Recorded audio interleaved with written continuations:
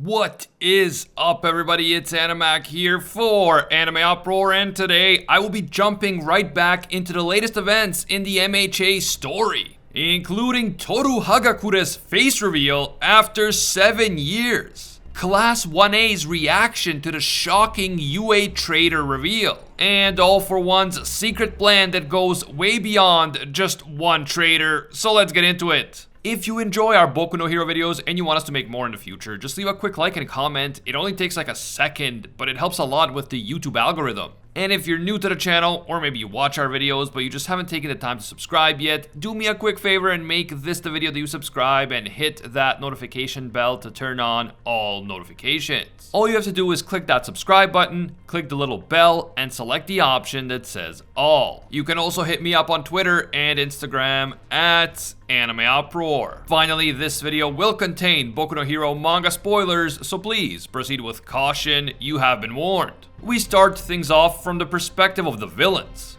Basically, we are picking right up from the final line of chapter 335 when All For One said that he has many friends to Dabi. In fact, he apparently has friends to spare. Dabi knows that All For One is referring to the UA traitor, and he asks what will happen if the traitor ever gets exposed. Wouldn't that throw a massive hurdle into All For One's plans? But All For One isn't worried at all, and he's just like sitting back in his chair and smiling, even as Shigaraki continues to writhe in pain on the ground. All For One clearly isn't a very empathetic or emotional person, just a pure, unadulterated evil mastermind who wants to take over the world. And in the spirit of that, All For One compares the traitor to a cheap lighter, clearly implying that he has many other tricks up his sleeve, and if the UA traitor fails, it will be a little disappointing, but then he will just move on to the next plan. Note that Horikoshi is really going out of his way to tell us that All For One has multiple plans in play,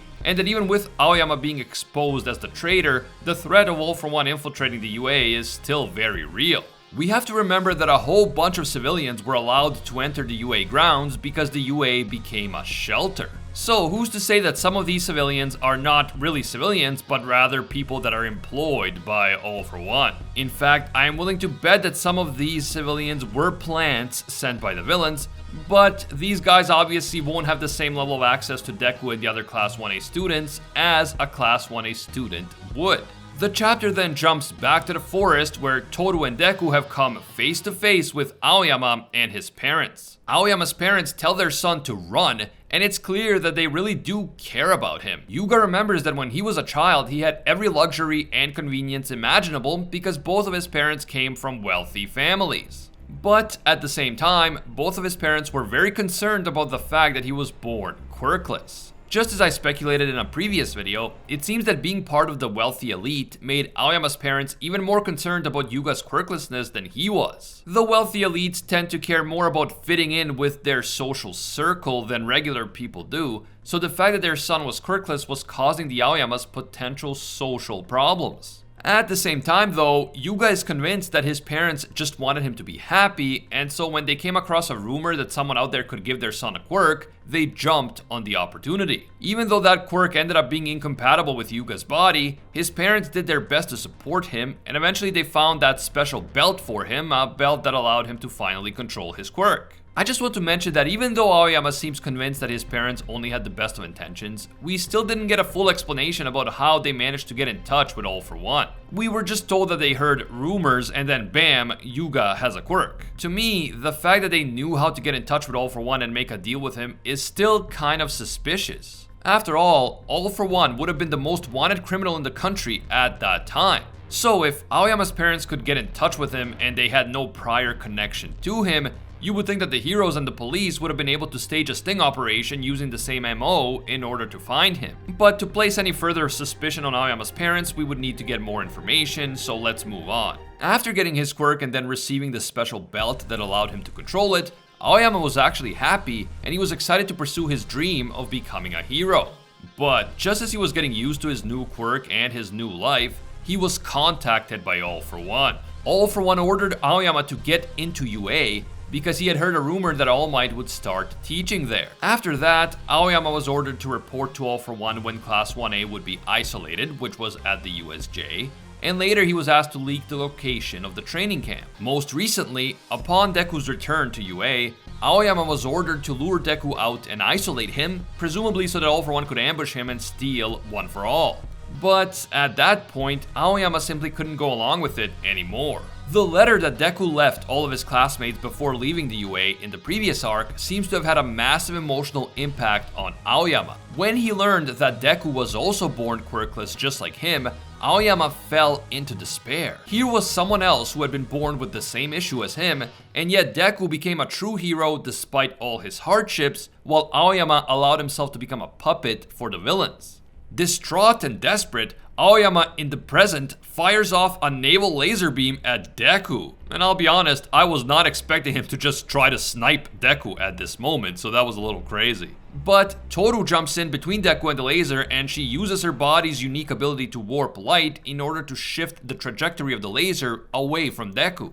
As you guys will recall from my previous videos about the Traitor reveal, I said that the Class 1A students would likely react very differently to the Traitor. Deku being Deku will definitely feel sympathy for Aoyama and he will try to save him and redeem him, but others will be far more angry and far slower to forgive. Toru appears to be one of those people because she can't believe that Aoyama could sit in the same classroom as the other Class 1A students and act like everything was normal, and meanwhile he was putting all of them at risk the entire time. Many in Class 1A could have died because of Aoyama's actions, not to mention the heroes and the students from other classes who could have been killed by the villains. On top of that, beyond the UA itself, Japan has been thrown into chaos and many people really have died because of All For One and the villains. And all the while, Aoyama has been supporting these same villains with his information leaks. We then finally get a partial face reveal for Toru as she begins to shed tears over this whole heartbreaking situation. And from what we can tell, she looks like a normal, cute MHA girl. I feel like a lot of people are already simping for Toru just from the partial face reveal, but not me. I am too sophisticated for that. And also, I already sprained my simping muscles with all the simping I did for Miruko, Lady Nagant, and Stars and Stripes. Anyway, as Toru continues to lash out at Aoyama for living in the same dorms as them and just hanging out with all of them and smiling with them while putting them all at risk, Aoyama's parents try to jump in and defend their son.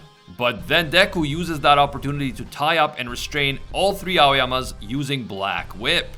Deku tells Aoyama to stop this already. Now that Toru has exposed him, he doesn't have to hurt anyone else. We then see both Aoyama and Deku crying, and it is a pretty heartbreaking scene. The chapter then jumps to some time later, when Aoyama and his parents have already been brought into the UA building for interrogations. With All Might, Nezu, Tsukauchi, and the other teachers in attendance, Aoyama and his parents have been tied down to their chairs and are being questioned. It seems that Aoyama first received his quirk around 10 years ago, and it doesn't appear that his quirk was armed with the same self-destruction mechanism as Lady Nagant's quirk was, so it looks like they are safe to proceed with the interrogation. Nezu tries to tell the other Class 1A students to step away for a while, presumably because this situation is way too personal for them, but the students refuse. We see a bunch of them looking completely shaken by the revelation that Aoyama is the traitor, and Mina is straight up crying. Kirishima can't accept what's happening and he screams at Aoyama to tell them that it isn't true. But Aoyama just sits quietly in his chair, tears still flowing from his eyes. Tsukauchi is trying to learn as much information about All For One as possible from the Aoyamas, but Yuga's dad insists that they don't know anything useful. All they know is that they were forced to carry out his orders, and if they refused or tried to lie to All For One in any way, they would be killed. All For One even went through the trouble of showing corpses of other people who defied him to the Aoyamas so that they wouldn't doubt for a second that he is capable of killing them. If they went to the police or tried to disobey or deceive All For One, he would know right away and he would dispose of them. And I mean, since we know that All For One has access to countless quirks, and since he has many people secretly working for him, I don't doubt that the Aoyamas had every reason to fear him. Even if they tried telling the police, some of the policemen might have been working for All For One, or he might have some quirk that keeps track of all of them, so disobeying him really could be risking death. That said, Aoyama proceeds to take full responsibility for his actions, and he says that he is indeed rotten to his core. He says this because he was able to act like everything was okay and pretend to be just one of the students, and yet all the while he was putting all of them in direct and serious danger. After learning that Deku had also been born quirkless, and yet he still remained true to his dream of becoming a hero despite all the hardship, Aoyama became even more certain that he was indeed a filthy villain. He was not brave, strong, or morally upright like Deku, because Deku would never have put other people at risk by doing what Aoyama had done, no matter how much All For One tried to threaten him. And that, in Aoyama's opinion, is the difference between a true hero like Deku and a rotten villain like him. But as I said before, Deku is Deku, so naturally he's going to try to save Aoyama and offer him a path to redemption. Deku says that if Aoyama had really been a villain, he wouldn't have gone out of his way to help Tokoyami and Bakugo at the training camp, and he wouldn't have left that message with the cheese. A message that was clearly a cry for help, although Deku didn't realize it at the time. Deku also says that the reason why Aoyama is crying now is not because he failed to carry out All For One's orders, but because he truly regrets being the traitor. Essentially, Deku is saying that Aoyama is not a bad guy, and that he still has time to do the right thing, just as Lady Nagant had done in the end. Deku says that Aoyama shouldn't be labeled a villain for the rest of his life just because he made some mistakes in his past. And he then proceeds to hold out his hand to Aoyama. The chapter ends with a crying Deku telling a sobbing Aoyama that he can still become a hero. I mean, this is all pretty predictable behavior by Deku, and this could turn out to be beneficial in the long run if Aoyama can be used to trick All For One in some way. However, since All For One likely has other agents within the UA grounds already, it's possible that he already knows that the Aoyamas have been exposed. And if All For One knows that the traitor has been compromised, then the heroes won't be able to use the traitor to their advantage. The thing that worries me is that I can totally see Deku doing the same thing with Shigaraki, holding out his hand to Tenko Shimura in an attempt to save and redeem him. But Shigaraki is way further gone than Aoyama, and sparing Shigaraki because he wants to save Tenko could cost Deku dearly. I've mentioned this several times before, but Deku's desire to save everyone, even the most ruthless villains, is Deku's greatest weakness in battle. Since he is the main protagonist, I don't think that the mistake of potentially going easy on Shigaraki in the future will cost him his own life. But it could cost someone else their life, such as, for example, All Might. I could see Deku hesitating in the final battle against Shigaraki because he thinks he can still reach Tenko, and then Shigaraki using that moment of hesitation to attack. I can also see All Might sacrificing his own life in that moment in order to protect Deku. But we'll have to see how it all goes down. How do you guys think that this traitor plot point will ultimately end? Will Aoyama try to help the heroes against All For One, and will it even matter, or does All For One already know that the traitor has been exposed? Does All For One have any other traitors within the UA grounds already? And do you think that the other students and teachers will ever be willing to forgive Aoyama like Deku seems to be willing to? Finally, what did you think about Toru's partial face reveal after all this time?